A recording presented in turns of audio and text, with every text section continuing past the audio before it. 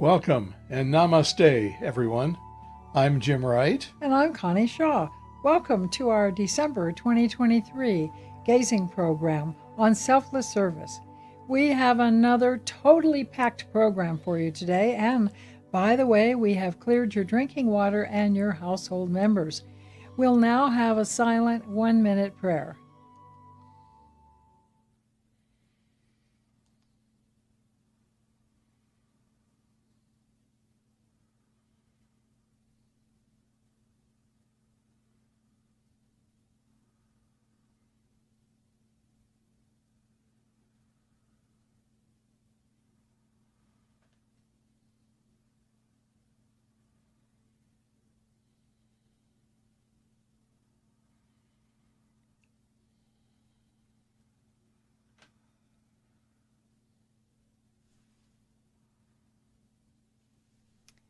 Thank you.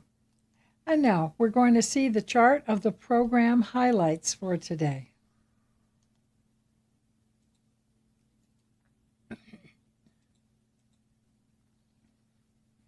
Now there you see that we are going to talk about the benefits of wearing shungite and health benefits of food-grade hydrogen peroxide spray, selfless service stories, quantum gazing with Connie Shaw and Jim Wright, and also categories of homeless people. We are also going to discuss the importance of vetting everyone all the time during these unusual times, and then 4 kinds of respect to teach children, and how to involve kids in service projects, mainly at home, ground rules for successful service projects, and your service project mission statement, then creating an exit plan, and then a review of the program highlights. All right then, now I just would like to say again how very excited we are to share wonderful ideas with you today that you can easily implement to help other people in need of your love and your talents. Probably the most frequently asked spiritual or philosophical question throughout the ages has been, why are we here on earth? There are many answers to that question, but they all come back to the fact that we're here to know and to love and to unify with God within ourselves as divine beings, and to know and love and serve Him and all of our brothers and sisters as well. If we all did that, we would have peace on earth. Creating these gazing podcasts is one of our many service projects, which we feel very fortunate to engage in. Now, Jim is going to read the disclaimer. As always, it's good if you jot down some notes from the program. Of course, you can always watch it again if you want, but jotting down some notes, there's a lot of content. And of course, we don't diagnose or prescribe or cure, and we're not medical doctors at all. The viewers, you are encouraged to seek help from your healthcare givers. And this is an educational program. It's protected under free speech that's guaranteed by the U.S. Constitution. And the program is never meant to harm or coerce anyone in any way, but only to empower you who are watching it. Thank you, Jim. Now, before we talk about service projects and tell you some remarkable stories, we have 2 tips for radiant health and charts to go with them. The first chart has to do with the benefits of wearing shungite, which is a powerful Russian mineral. It comes in black and it comes in silver, and sometimes silver and black combine. This is excellent for healing and for protection against dark forces, and for enhanced intuition. All right, and Jim is going to remove the chart and show you the shungite.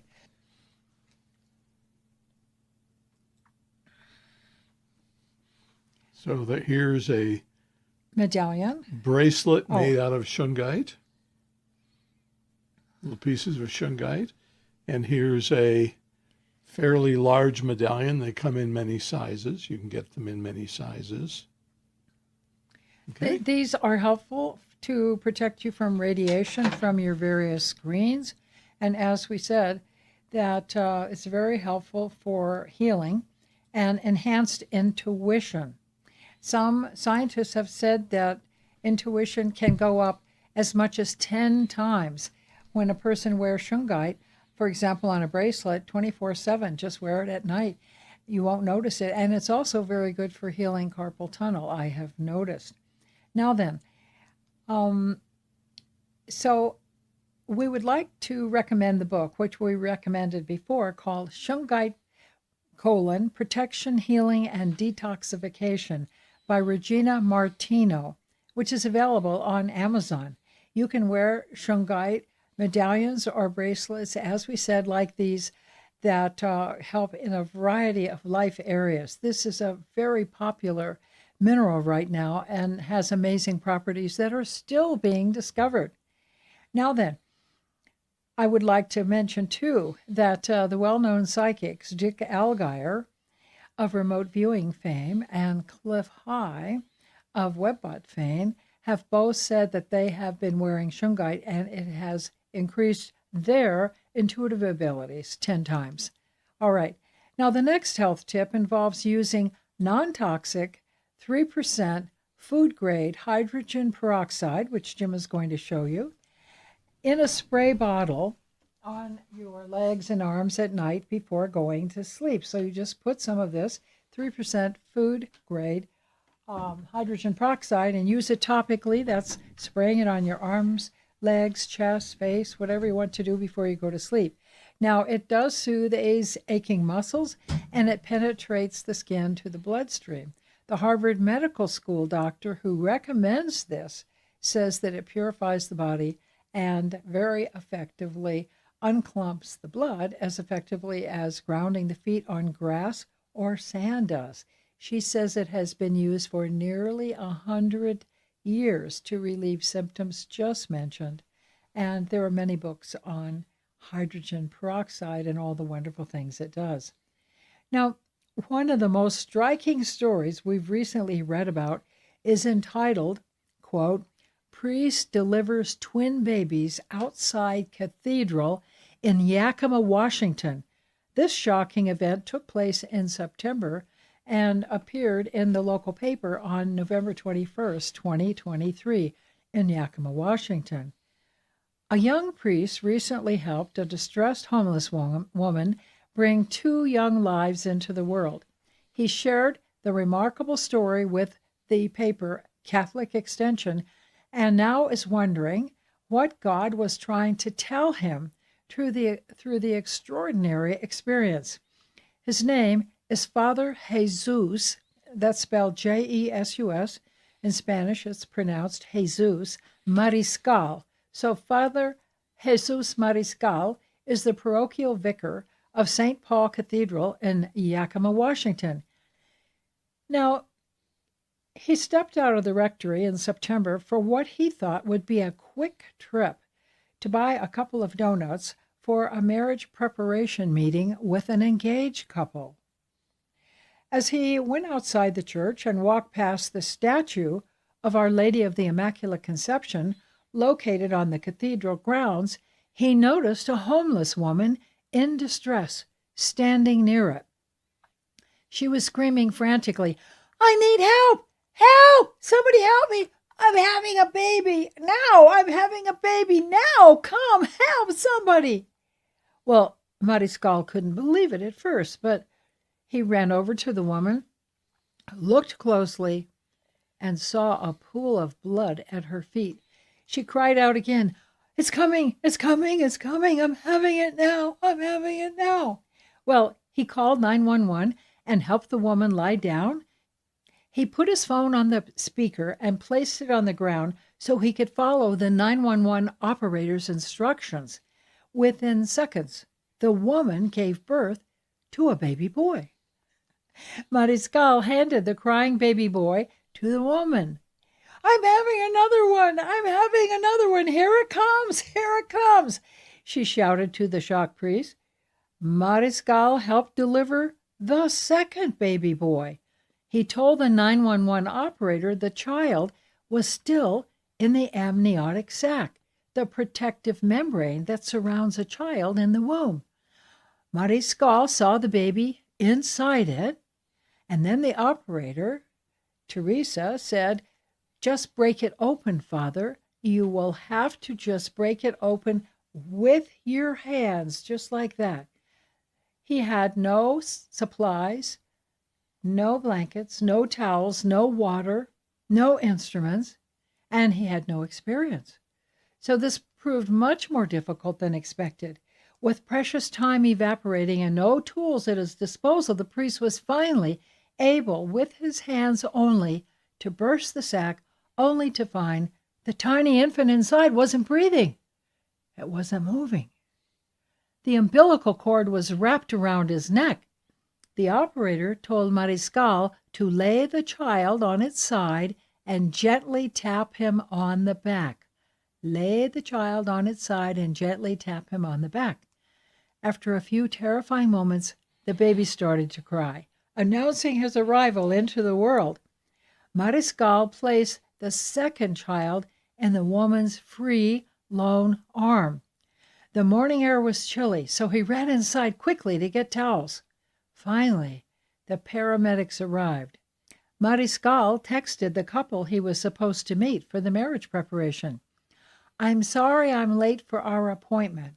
I was just helping a lady deliver twins," he wrote. Assuming it was a joke to excuse his tardiness in bringing the donuts, they responded, "LOL, laugh out loud, Father. You don't have to lie just because you're late." What is God trying to tell me? Father Jesus was wondering. The woman and the twin boys were taken to the hospital. The babies were born prematurely at 30 weeks. The priest has visited them in the hospital and they're doing well. He doesn't know the exact nature of the woman's situation in life. She left the hospital a few hours after being admitted, and as far as anyone knows, she has not returned. Mariscal, who was ordained in 2018, said this story should be about the mother and the babies and how they are, not me. The twins and the woman are the protagonists of God's love. They and people like them on the peripheries of our own communities are the ones God is calling us to embrace with our service and love for our neighbors. Just what is God trying to tell me? He asked again. And as we know that as people watching this have been told repeatedly the past few years, if you will make yourself available, I will make you capable. In other words, all we have to do is show up and God will work through us as his instruments. Now, Father Jesus has had no training for delivering babies, and his first delivery was twins. He had no experience, no equipment, no supplies, no blanket, absolutely no warning. Yet he made himself available and saved all three of them from potential complications. His willingness allowed God to use him as a perfect and willing instrument, and that's all we have to do as well. Just show up, be willing, and greet whatever comes over the horizon. And now we have a photo of twins. These are not the actual twin baby boys.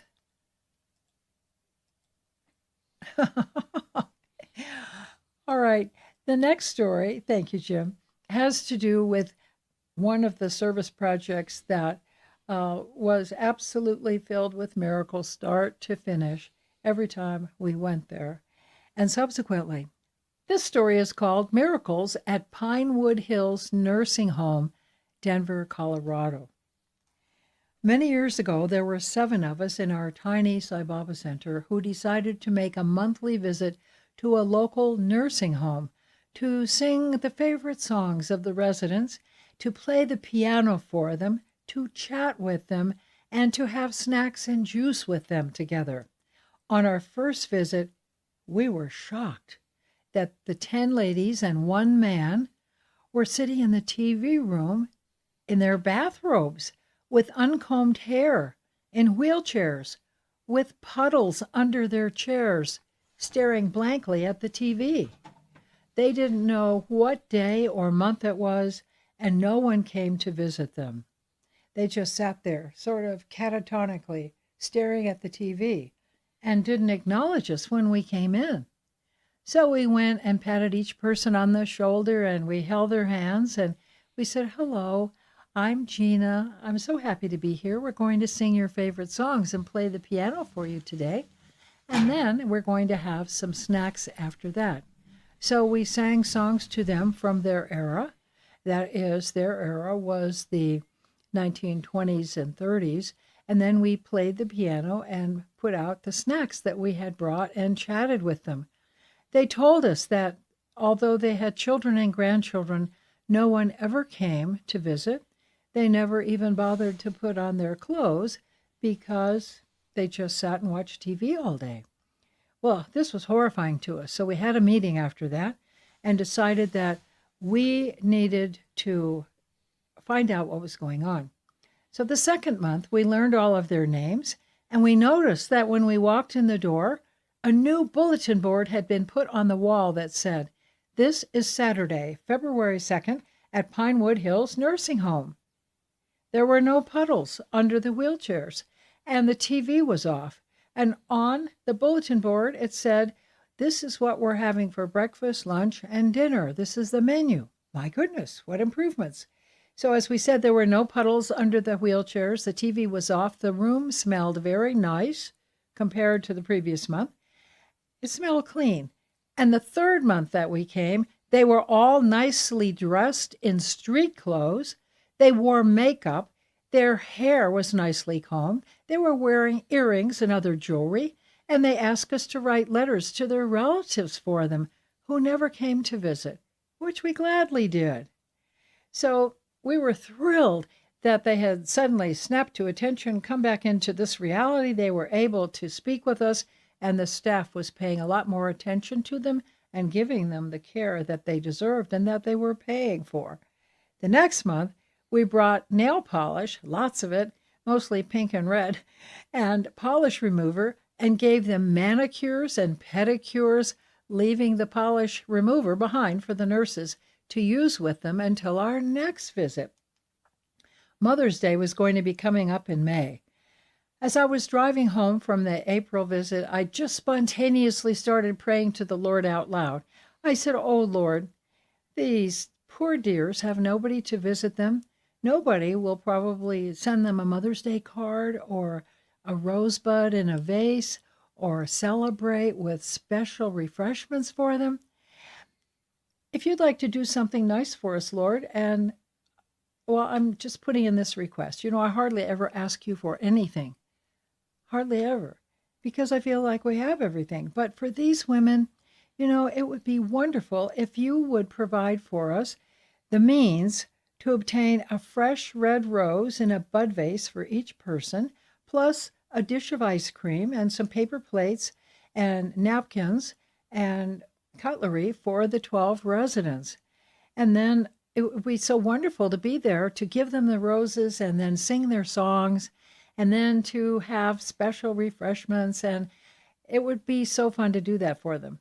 Well, I asked him to do this because our members of our center were extremely, they were living on a very tight budget, let's just say. And before we could even price how much all of the paper goods and the roses and the baby's breath and the ferns and the vases and the ribbons and all the refreshments, everything would be. I was thinking it was going to be a few $100s by the time we did it the way we'd like to. We got a call from our friend Janine. And Janine said, "This is Janine, and I just wanted to know if your center are still doing that service project for the Pinewood Hills residents." I said, "Well, yes, we are. What can I do for you, Janine?" She said, "No, it's what I can do for you finally." And she said, "Do you think that if your Sai Baba Center members were given $10,000 worth of brand new goods from our family drugstore and boutique gift shop that's declaring bankruptcy, that you would be able to come and get those things by this Saturday? And then your members could just bring your vehicles, back up your RVs to the store, to the loading dock, and we would fill them up with about 14 carloads of gifts. That's 2 round trips for each of your 7 members with their cars. I said, now this isn't a joke, is it, Janine? And she said, no. I said, oh, thank you, Lord. Thank you, thank you, thank you, Janine. This is an answer to my prayer, only it's 100 times more, maybe more than that, of an answer to my prayer. We just wanted to give them roses and rosebuds with ribbons and baby's breath and ferns and ice cream and cake for Mother's Day.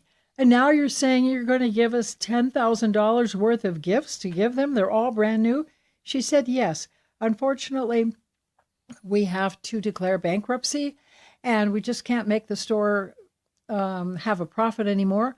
So do you think that you could all come at 9 o'clock on Saturday morning, come to the back loading bay, and then make 2 round trips each? And I said, well, yes, I'll call everybody. They won't believe it.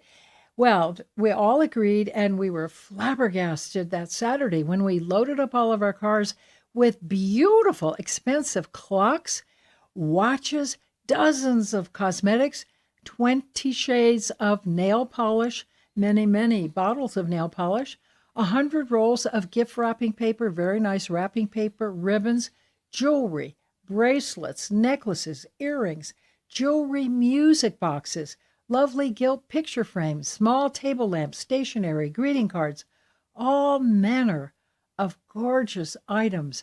We could hardly believe it. Now, our friend Jerry Potter, who was single and had a 2-car garage attached to her house, said, I will be happy to offer to warehouse the items in one bay of my 2-car garage. And frankly, it took us 2 years coming every single week to the nursing home to give away all the gifts to the residents. We devised all sorts of games and guessing contests and all kinds of things so that they could earn the gifts and feel like they were winning a prize. And then each time they came into the TV room and we sang to them and played their favorite songs on the piano and had snacks and everything, each person was loaded up with about 10 gifts. And then they learned to socialize with each other. We learned their names, they learned our names, and they spoke to each other, and they became close to each other like a little group. And then it was all good fun. It was amazing. That was a miracle of the bountiful gifts. So the moral of the story is that we had merely asked the Lord for Mother's Day treats for the residents, a rose, some ferns, a bud vase with a flower, and a matching ribbon, paper goods, punch, ice cream, cake for about 12 people. But the Lord had other plans. Instead, he gave those sweet nursing home residents 14 carloads of new items and gave us the challenge of storing the gifts, wrapping the gifts, and dispensing the gifts in a way that kept the dignity of the nursing home residents while helping us learn new skills in organizing, leadership, and communications. And none of us took or kept any of those beautiful items. Every single thing went to the residents only, because it would have been selfish service if we had said, oh, this is a nice clock, I need to watch. No, it was all for them and not for us. So integrity has to be announced at the beginning. These are our ground rules. This is how we'll do this, and we're not going to veer off or break them or become greedy or selfish in the process. So we have more teaching stories for you, but now we're going to do quantum gazing after we see the Masters of Light slideshow, and then Jim does a short introduction to gazing for a few minutes. Then silent gazing will take about 5 minutes after that. So now the Masters of Light slideshow.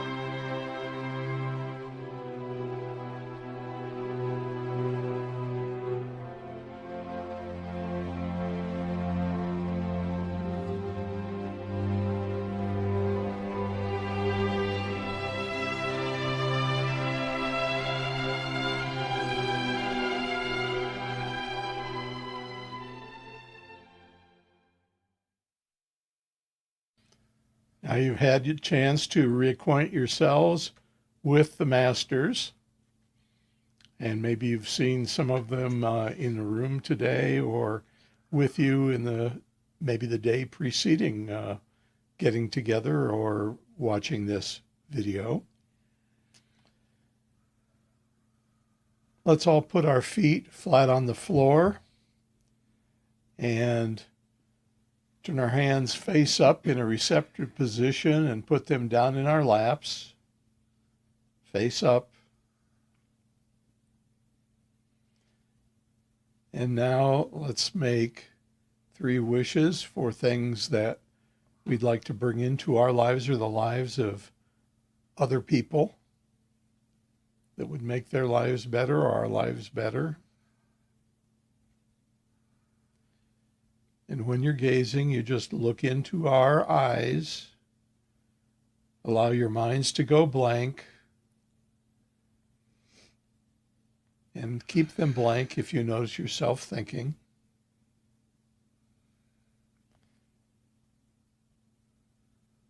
And now we'll do an exercise that we always do with our consciousness and our heart center.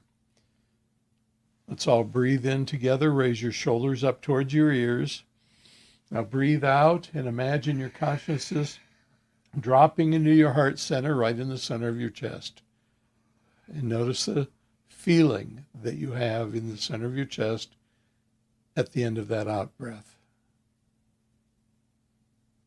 Let's all breathe in again, shoulders up towards your ears.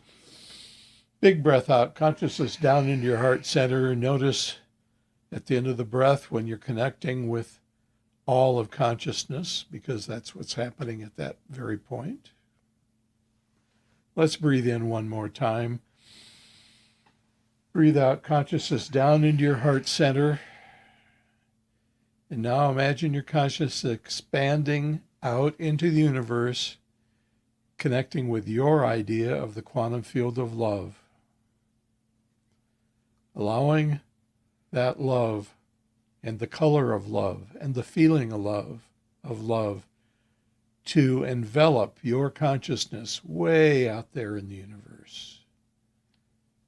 Notice how wonderful that feels to experience that oneness.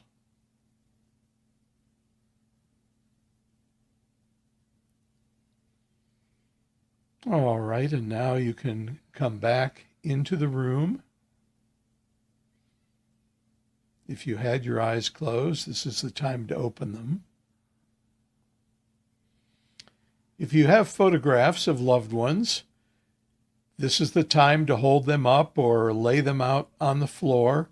As we've mentioned many times, having the photographs of people with you during gazing is as effective or more effective in causing some effects in their lives to occur as you're being present for gazing.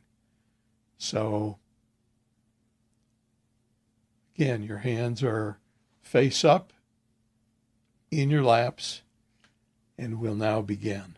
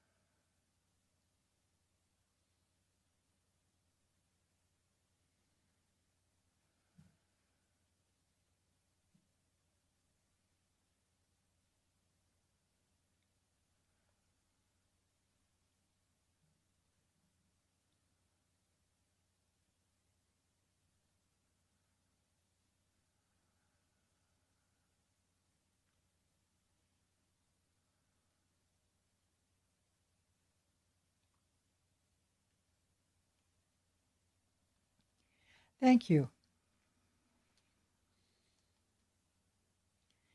You may come back now, and we'll go on with the program. Come back into the room.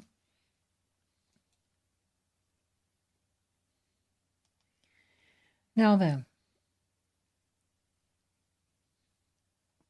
since this program concerns the topic of service projects, if you're thinking of starting a service project or adding to your current service projects, what are the types and durations of various service project possibilities? Well, I believe we have a chart on this, and this is Actually, we don't. all right. So there are 4 types of service projects. Number 1, those that are for emergencies, such as helping people that have been in fires, floods, famines, pestilences, and wars. You share your goods, your food, your time, water, and talents with those people who are in desperate, immediate need. And that usually would be over for after a short period. But sometimes those kinds of projects, because the people have lost everything, can be somewhat lengthy, especially until other helpers get there.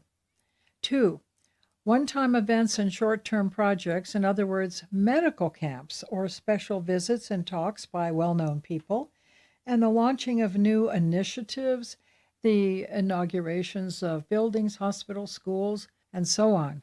So these are one-time events, and they usually only last a day or 2. Number 3, weekly or fortnightly service projects or pick up and drop off projects. And then number 4, nested egg service projects. Now that's my name for them. And most of you have probably seen the famous papier-mâché Russian nested eggs. Usually they're red, but they're very colorful. And Jim is involved in what I call a nested egg service project, where there are other projects within the main project, and many, many people are served.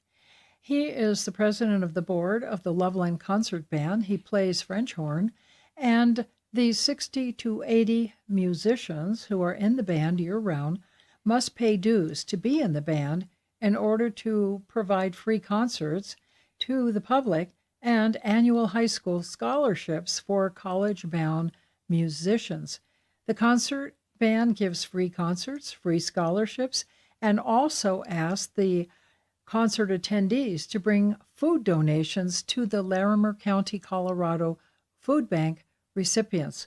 So they are doing 3 types of service in one. We feel very fortunate to be able to participate in those projects. Now, we have a chart on 10 easy one-person service projects. Now, For years, Connie was a one-person blanket brigade for the homeless. She kept the car filled with clean, donated airline blankets and bottles of water to give out to the homeless who were gathered at stoplights or on street corners. However, these days, most shelters and homeless camps don't accept blankets or rugs because of rampant bedbug problems. and also because of disease problems, potentially. So unless you are giving away brand new blankets that have been donated, for example, by a department store or a big box store, and they're covered in plastic, have never been used, and have all of the ingredient list of items on them, then no one would accept them as far as, let's just say, homeless shelters. Well, here in the U.S. Yes, in the U.S. All right. Now, number 2, another type of project would be something that our friend Pat, who is a hairstylist, does. I don't know if since CV that this would be allowed by some of the hospitals, hospices, or rehabilitation patient care. However, Pat, who, as I said, is a hairstylist, will visit her clients when they're in the hospital. For example, let's say they broke their leg and they have to be in the hospital for a few days, or they're in a rehab hospital where they have to learn to walk again because they were in a car accident or something like that. So after an accident or a situation where they need her help, she will shampoo and cut their hair once or twice while they're there, just as a loving service to them. She has a portable shampoo tray and a travel kit of supplies that she keeps ready for emergencies. Now, you and your relatives or your friends could do this if it would be allowable to treat your loved one to a nice shampoo. You could also do simple facials for the bedridden who are at home to hydrate their skin and put lots of cream on their skin and their hands and their feet and apply simple lipstick and eyebrow pencil so that they feel more like their customary person that they are. Now, some facilities may not allow such services even by loved ones, so be sure to check beforehand. However, I have a feeling that the patients, of course, would welcome the attention, and some of the nurses and staff probably would as well after you get to know them a little bit. Now, Jim. So another one is you could be a reliever to a caregiver. You could be a caregiver relief. So you may know someone who is caring for a person, a family member, usually someone elderly, but not always. And you could offer to regularly, maybe once a week, spend a few hours with the neighbor or the friend's relative or family member while the caregiver does whatever they need to do, errands or just relaxing or whatever it might be. Yes, they might need to go to the post office, the grocery store, the pharmacy, or to pick up mail or send letters and bills and so on. But Payments. you could also do those things for that person. Exactly. That's another service opportunity for you. That's true, Jim. You could do errands as well, or even number 4, grocery shop for an elderly person or a shut-in. And shut-ins are not always elderly. These days they can be quite young, and they can be of all ages. So it's easy enough to add 5 or 6 items to your own grocery cart when you go to the store, so that your elderly or shut-in neighbor can at least have food on hand. Number 5, Jim is going to read that. You could sign up to deliver Meals on Wheels at holiday times when other Meals on Wheels delivery people may be at home with families celebrating their holidays. And so this is a very special service you could do. Meals on Wheels here in the U.S. Provides meals to all kinds of people, and they get driven there every day. Or you could serve food at a cafeteria-style holiday food bank or feeding that goes on. Again, they're in the United States, they happen at Thanksgiving and at Christmas in almost every city. Yes, and we have enjoyed that, participating in delivering Meals on Wheels for Christmas, for example. Now, number 6, keep a prayer list. Anybody can keep a prayer list to add to their morning meditation, exercise, and their scripture reading routine. Think in terms of specific needs of the sick, injured, and dying, as well as needs for various countries that have had recent disasters and upheavals. Our prayer list is very long these days. I'm sure yours is too. And you're never too old or too young or too infirm to pray for others, even if you yourself are injured, or if even you yourself are in the hospital, flat on your back in bed, or in hospice. You can still be praying for other people and use that time wisely. If you call shut-ins, for example, as another way to do service weekly, you can check up on them and maybe potentially save a life in case a shut-in has fallen down or they don't have any access to food or water and they can't get out of bed. Just call a neighbor or a loved one or shut-in every day in the morning for 5 minutes and just find out how they're doing. This one is fairly specific to people who go to India, obviously, because, and something we're familiar with, and that is you could choose to be a book mule, bringing new books back from India for U.S. friends, since the shipping often costs as much or more as the book does in India these days. Yes. And now number 8, teach others to read and write. If you're a retired teacher, you might want to take the Laubach literacy training and teach a person to read, write, speak, and spell your language, whether it's English, Spanish, or Tamil, for example. Now, I carry a book with me everywhere I go, and several years ago, I used to eat out in restaurants quite a bit, not so much these days.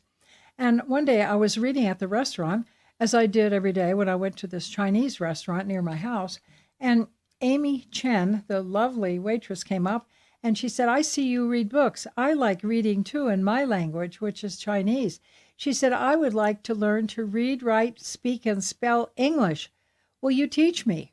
Well, that was a bit of a surprise, so I thought about it. Next time I went in, I said, "Yes, Amy, I will teach you. I will go to a special training course, even though my background is in education and communication."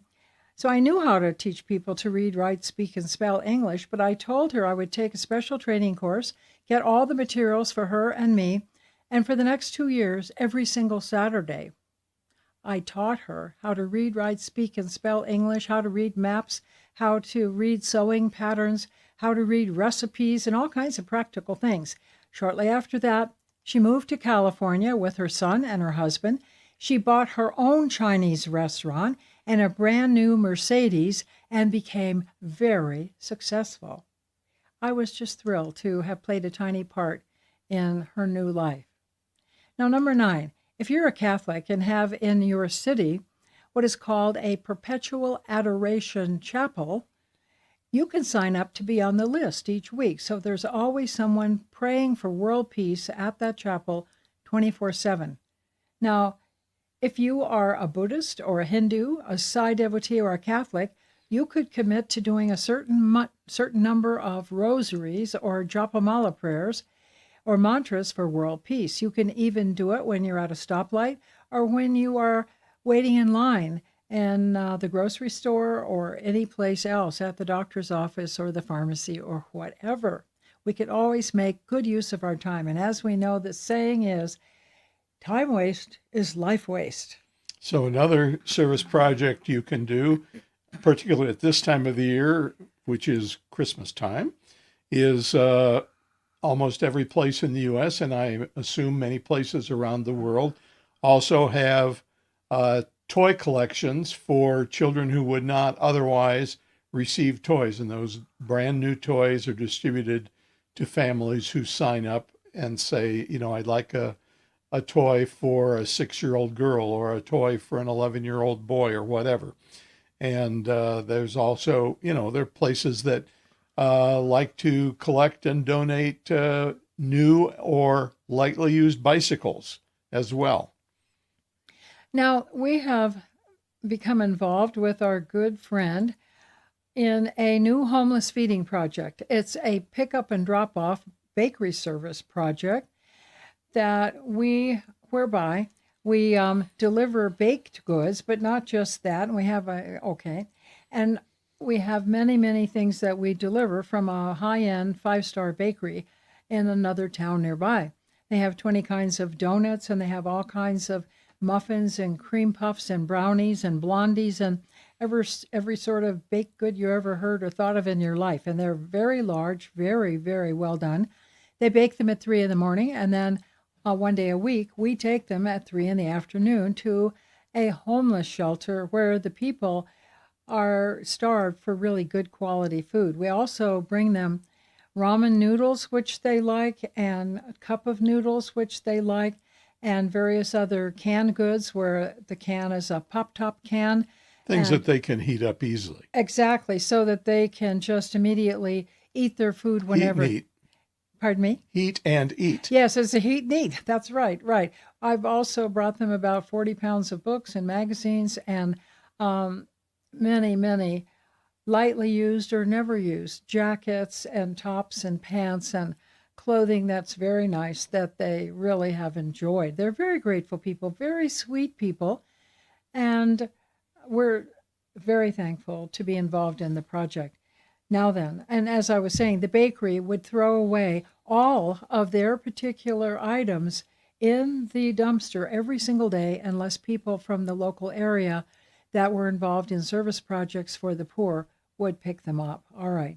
Now, first of all, It's important that you investigate the safety of your service locations as far as crime is concerned. Some service projects would be too dangerous these days because many of the homeless are armed, and it just wouldn't be safe. They also have no money, they're desperate, and some are on drugs. Our service location is in a safe area on a busy main street of a mid-sized small city, and the service population is almost entirely composed of about 80 local people who are down on their luck. They've lost their jobs and hence the ability to pay rent and monthly bills. The Resource Center, where we bring our donations, gives nightly lodging on army cots inside to 22 elderly and handicapped men and women, and they all sleep on their army cots next to their wheelchairs in one large room. Within 5 minutes is a small, tidy tent city of about 12 Army-type four-person tents that house 55 younger men and women and a few service dogs that are very well cared for. So the tents in the secure fence location near a park have been provided by the city since there is no official brick-and-mortar low-income housing yet available in this town. Now, homelessness has exploded in our state of Colorado and all 50 states of the United States and territories. I know that many of you are watching this program from 5 continents, and many countries are already involved in these types of service projects. For those of you that stopped your projects during the past 4 years of CV, or who have never started or want to start some, this is meant to give you some ideas and inspiration and motivation. Now, drug and alcohol use, so categories of homeless people are the elderly and handicapped, mentally ill, more mentally ill people are coming forth all the time, unemployed and sick or injured people, and substance abusers or alcoholic and drug addicted people. Then criminals, domestic and foreign. We do not have any of those in our area, which is a very wholesome area. And the people that are in the program are generally very clean cut, and they just need jobs and income. But you have one, 2, 3, and 4. Yes. So we have 1, 2, 3, and 4, but not number 5 so far. No criminals. Now then, also the police usually visit the camps daily to talk supportively with the homeless and to send an ambulance in case of emergency, such as heart attacks. Now, as I mentioned, that we are doing this particular pickup and drop-off service project, and we load the breads and pastries into clear plastic bags and boxes and drive them 15 minutes north to another town which has the Homeless Resource Center. The homeless congregate in front of the shelter all day on the sidewalk in the cold, and so we quickly drive up to the curb, find a parking place, open the hatchback, and hand them the baked goods that were made that morning so they're still fresh. Now, they cannot take the baked goods, which would amount to hundreds of dollars, or if not thousands, during the week, because they have no labels on them. They were freshly baked. So we can give them to the people outside. So we go to the shelter and we say, "Hi, we have some goodies for you." And then we give them sliced special bread, herb bread for their peanut butter sandwiches. And as we said, cream puffs, croissants, sourdough bread, herb bread, and all kinds of specialties of the day.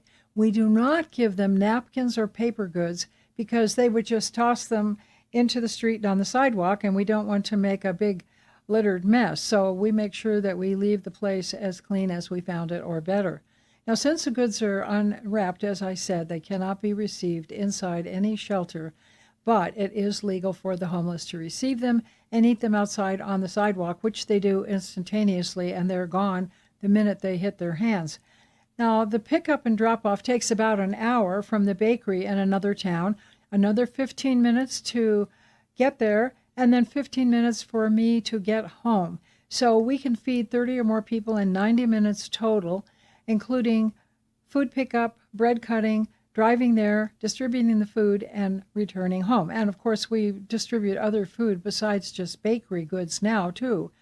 Now, sometimes we, as I said before, bring all kinds of things to them so that they have puzzles, crossword puzzles, books, magazines, National Geographic's adult coloring books in the Art Nouveau style, which they love, and crayons and colored pens and things like that. Now then, we talked about the categories of homeless people, and then Jim is going to show this book by our good friend, Dr. Dick Selby, and this is Refugees in Modern Day America, Skid Row, USA.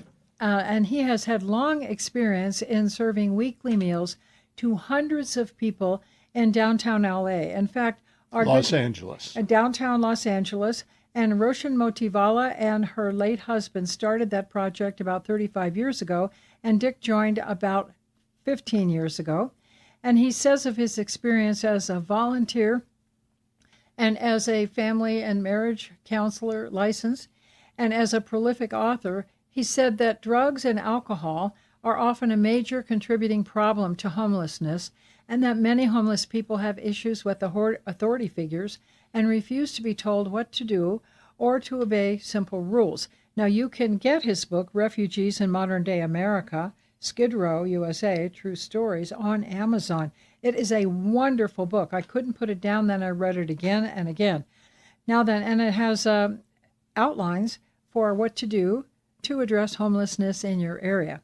So he says that unless a person commits to getting clean and sober and off of drugs or alcohol, usually with a sponsor in a 12-step group, they will eventually die on the streets from overdosing, or they will die from severe weather exposure, or from chronic bad health, or from being murdered by other homeless people. This problem is a global reality now. The needs are not being met by state, federal, and various other entities that are charged with dealing with it. Now, it's very important right now, and this next chart is vetting, the importance of vetting everyone all the time. You want to explain what vetting means? Yes, vetting means doing background checks on everybody you meet at your church, at your Psi Center, at your temple, at your near your office or in your company. Not taking people at face value the way they present themselves to you. All hardy har, as Absolutely. Connie might tell me. Right, yes, right. And con artists are always attractive and charming and well-spoken. And we have to vet everybody. And you can't just say, oh, well, that's a good Christian that just came to our church. Surely they're fine. Some of them are attracted to churches because that's where the most ignorant people are, as far as having no discernment regarding the different kinds of approaches that are made to them about loaning people large amounts of money or cars and all kinds of things when they might use the money for other things, sell the cars, and they're just looking for a soft touch. I hate to be this firm and strong like this, but this is tough love. Okay, so vetting prevents crime and exploitation and ensures the volunteers are a good match for the project. You don't want to have a volunteer who is either a former an ex-offender. Who's a con artist? Yeah, right. I was trying to figure out what's a good way to say that. Another. A con artist or an ex-offender who hasn't reformed. Now, number 2, it saves wasted time, money, and resources. 3, it saves your reputation. Any fool can be a terrorist or a destroyer, but it takes decades to build a good reputation. Don't let somebody come along and ruin yours simply because you were lazy or weren't paying attention. Number 4, it saves the mopping up of social messes created by unvetted, inexperienced, immature people who have agendas. And most people that approach you sooner or later will let you know what their agenda for you is. They want something. As Byron Katie says, personalities don't love. They always want something. And most people are still identified with their body-mind personality complex and not with who they really are, which is the light within. Now then, 4 kinds of respect to teach children. Since many children in the past 30 years were brought up by phones and one parent or no parent because their single parent was trying to support the family with 1 or 2 jobs, the children have run amok, as we know, and they have become addicted to screens and they need to have a little refresher course. So, respect, 4 kinds of respect to teach children are respect for heaven, for God, for the Creator, for saints and angels, if you believe in saints and angels, and also for clergy people, if you are involved with the clergy. Then, 2, respect for the great teachers, the saints, and also respect for their parents. Especially respect for their parents. Absolutely, especially and elders, as parents and elders, even if they're not related to them. grandparents, aunts, uncles. Yes, and elders in the society who are the wisdom keepers of ancient information and the ancient, special, trusted, sanctified ways that keep society going. Now, 3, respect for all living beings, including insects, birds, animals, and trees. We do not kill them. We take care of them. It is our responsibility, as Native Americans say, to take care of the 4-leggeds, the flying ones, and the 2-leggeds. And then 4, respect for themselves, modesty, no showing of cleavage, front or back, and to be able to dress in a way that is wholesome, to have clean speech, clean food, abstinence from mood-altering substances and activities, and abstinence from promiscuity and avoidance of bad company. Then also, we are going to talk about now food or a photo. Okay, this is a photo of food service volunteers. So there are many different types of food service, and sometimes it involves dishing out food to people that otherwise would have none or would have very little. Now, it's important to have ground rules for service projects, especially if you allow other people to join your group who are not part of an intentional community, like a meditation group or a church or a synagogue or a temple. So ground rules for service projects are: 1, offer your time, attention, skills, and love with no expectation of thanks or even recognition whatsoever. If they are mean or demanding to you, or if they just don't even say thank you, remember, they're hungry, they're tired, they're poor, they don't get enough sleep, they're scared, and they have probably forgotten their manners if they were even privileged enough to have been taught any when they were growing up. Many people have lived in cars and on the street most of their lives. So, 2, ensure your service is legal and is not a burden to the recipients. For example, 10 years ago, 2013, we had the Jamestown flood. We had all of Colorado flooding, and it took more than 2 years to restore the highways and the bridges and the houses and the structures and the businesses that were totally ruined in the flood. So we had some friends in Jamestown, and they called and told us their whole town was destroyed. The water treatment plant was ripped out of the ground. There was no running water. There was no way to have a bathroom or running water to drink or to cook with, and they couldn't wash their clothes. There was no water. And they said, do you know that some organizations, companies mostly, seem to be using our town as a tax write-off, and we have received tons of lots of big boxes, and we looked in them with great eagerness, thinking there would be clothes and coats that we could wear and hats and gloves. What did we find? We found box after box after box of men's new size 13 boots. There is not a man in this town that wears a size 13 shoe. And then size 6 bikinis. There is not a size 6 woman in this town. Let alone a need for the bikinis. Right, and we don't wear bikinis here in the mountains, and that was ridiculous. We were so insulted, and now we have to gather up all these unwanted, unneeded things, put them in our trucks, and gas is expensive. We live a long way from town. It takes us about an hour and a half or 2 to get down to Boulder, and then we have to figure out where to put all these boots and bikinis that we don't need. So, number 3, do your homework and get contact information on the homeless shelter directors and find out the rules and regulations you need to follow so that you're just not dumping your old stuff as if it were some sort of another Goodwill reception station for people that really need nice things that they can wear immediately. Don't just use it as a dumping ground. That would be selfish service. And then ask whether you need to enroll in a volunteer training program before you start getting involved with it. Number 4, vet everyone on your team, everyone, as to their maturity, their mental health, their dependability, their references, their honesty, and their spiritual practices.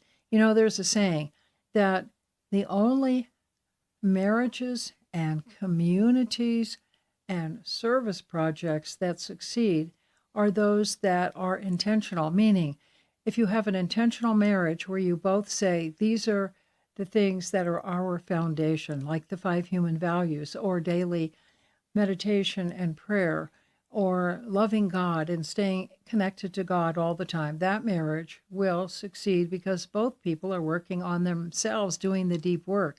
If you have a community of people, it's like being married to 30 or 50 or 100 people.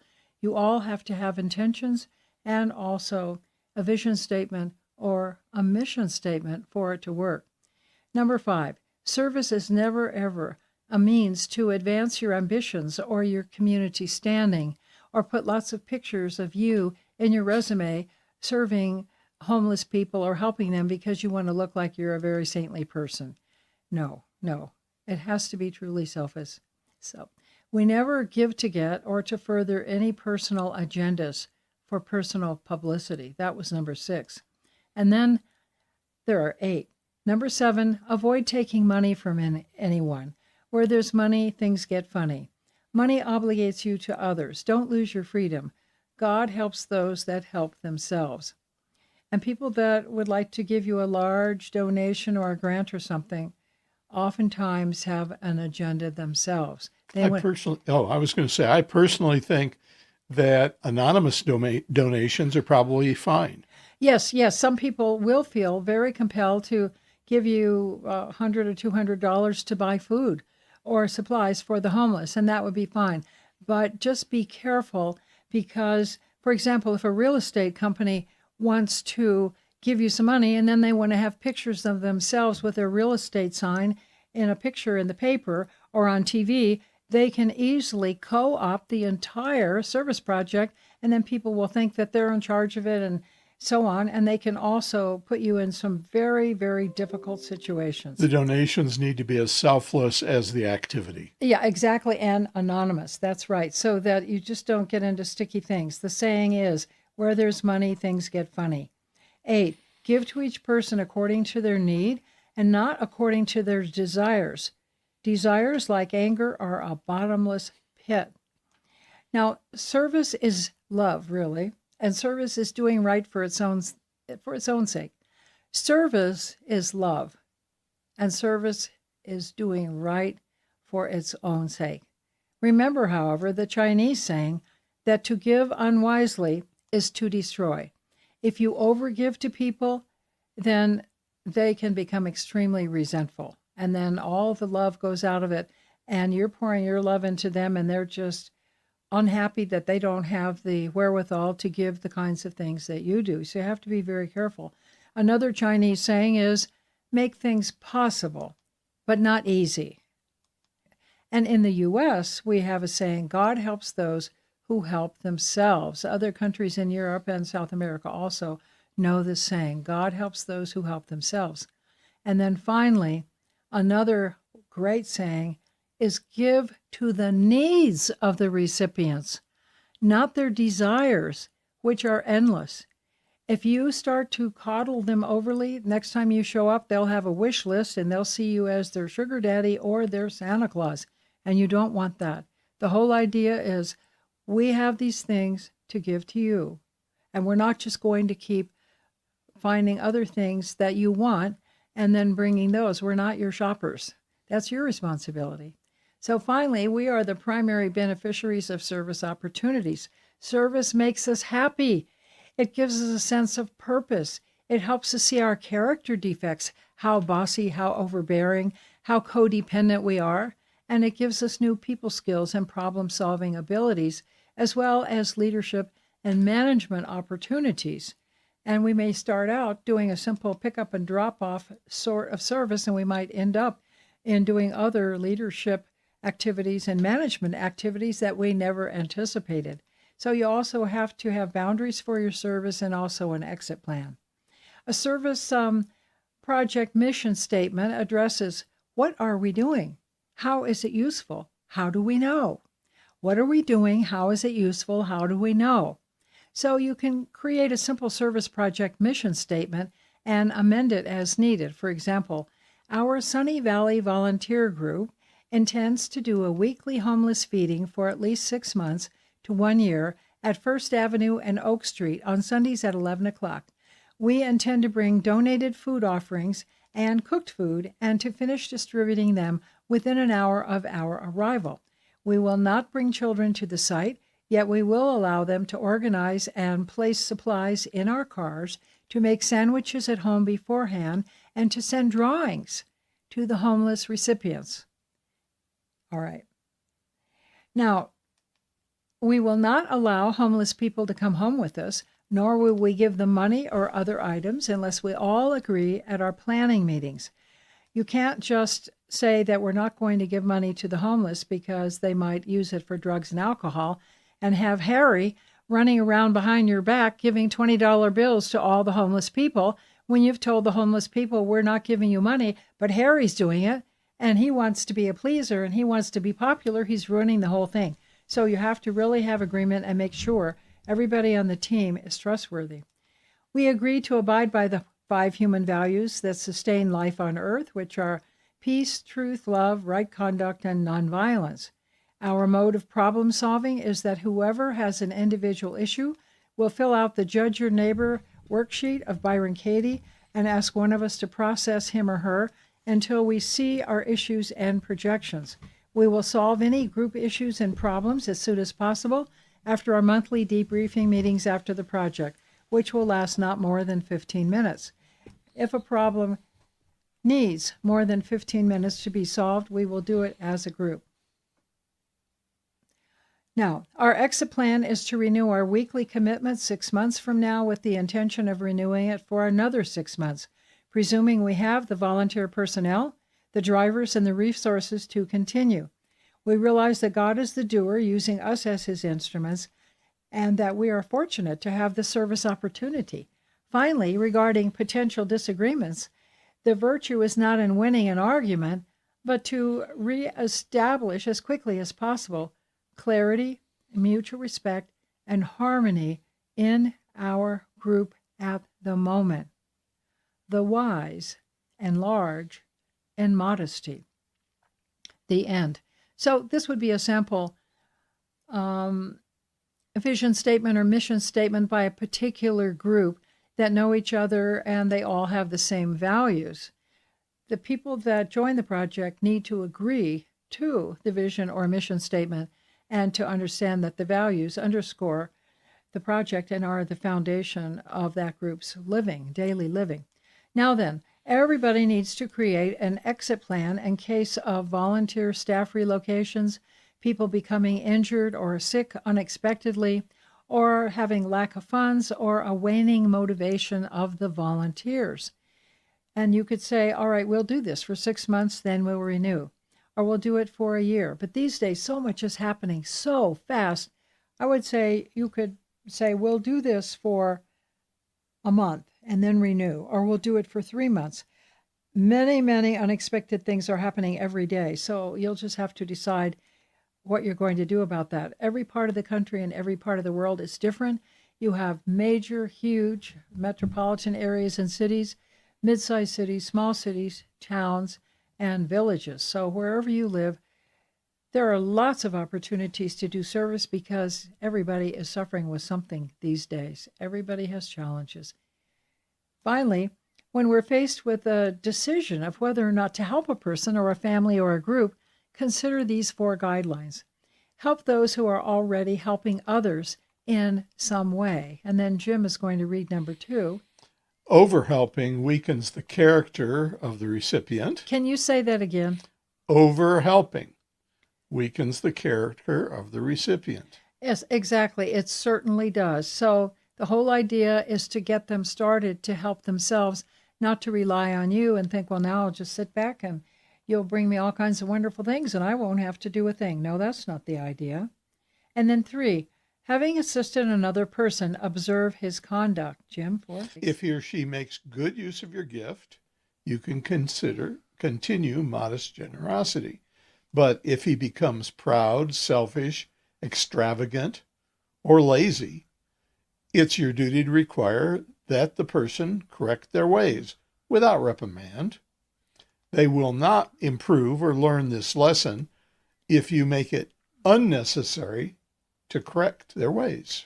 We have had so many lessons in helping people that really conned us and manipulated us in many ways, and it took us a while to figure that out. So that's why we're being so firm about these guidelines. Also, I saw a bumper sticker that I thought was very funny because it involved one of these lessons that I had. And the bumper sticker said, "Beware giving loans to your brother, lest it give him amnesia." Beware giving loans to your brother, lest it give him amnesia. Well, for example, let's say that you have an actual physical brother or someone you feel sorry for. Remember, the victim has all the power all the time. Whoever's playing victim, there are no victims. But if you're getting hooked to feel sorry for somebody, pay attention because you are about to learn a hard lesson. So in this bumper sticker, beware giving loans to your brother, lest it give him amnesia. You think it's a loan, but he thinks it's a gift and immediately forgets it. And then he will probably, after a while, ask you for another one. So if the loan is a large amount and you need the money back, have him sign a promissory note or a simple promise to pay with a mutually agreeable date included. You have a copy, he has a copy. ABC, always be clear. This is especially important with family members. This is especially important with family members. Yeah, there's a tendency to just be lackadaisical about it and make loans when you really do need to be repaid, not just on principle, but you need to be repaid and you expect to be repaid, but you haven't been a strong enough person to say, I'm going to need to be repaid, so we need to put something on paper. Is that okay? Yes, and they might say, well, no, I'm not signing that. And you'll say, okay, fine. Well, then maybe you would like to get that from somebody else. So if family members ask you for to loan them $1,000 or $2,000, I need that back. I just don't have a lot of money that I can be giving to everybody that asks. So finally, we have a cartoon here. Now, this is not to say to be hard-hearted or stingy. No, not at all. No, not at all. But you have to remember your own budget and not spoil people who think, well, they can justify and rationalize anything. Well, you can afford it. I shouldn't have to pay you back. And we're always looking towards our own personal responsibility and the personal responsibility of people that we're surrounded by. Exactly.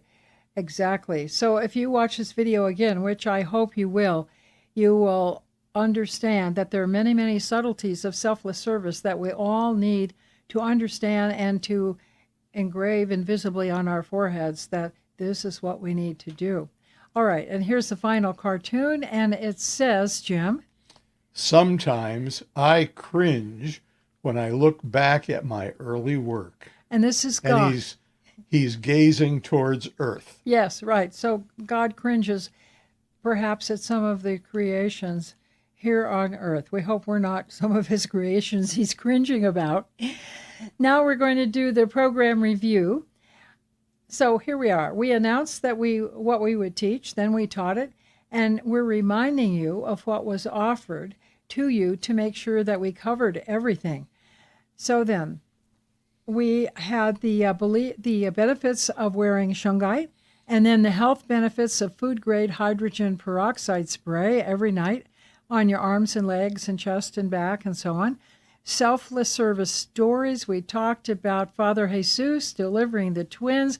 We talked about the nursing home miracles. And then we did the slideshow and quantum gazing with Connie and Jim. And then we talked about 10 one-person service projects that you could do yourself or a few people could do. And then we talked about the categories of homeless people, the importance of vetting everyone always, and 4 kinds of respect to teach children and how to involve kids in service projects. Ground rules for a successful service, successful project mission statement, creating an exit plan, and considering being an angel to some person or group to share your love, your golden heart, your time, your skills, your abilities, your ideas, your leadership. So much leadership is wasted in this country, and so many people are just despairing and actually depressed because they don't have a goal or a target to live a life of meaning and purpose. Now, we would just like to say how immensely grateful we are to our beloved Lord, to the ascended masters, and thank you, all of you, the Lord and the masters and angels and saints, for all of your help to all of us all the time. Many times we don't even notice the help you're giving. Help us be more aware and more thankful, more grateful, and help us to open our hearts more and more and to be willing to help more and more people. That's why we're here on the earth. Let's help our brothers and sisters in this vast family of humanity. It's up to us. All right. Now then, the masters and the Lord and the angels have given us so many blessings, and we aspire to be among them someday. Every single person eventually in some lifetime is going to graduate from Earth School and join the Ascended Masters and become one. That means that they have become people who have overcome time, space, matter, consciousness at their current level, and that they have finally become masters of their own minds and of their bodies. So we would like to say that due to life's uncertainties in these times, we will be creating programs as our time and circumstances permit.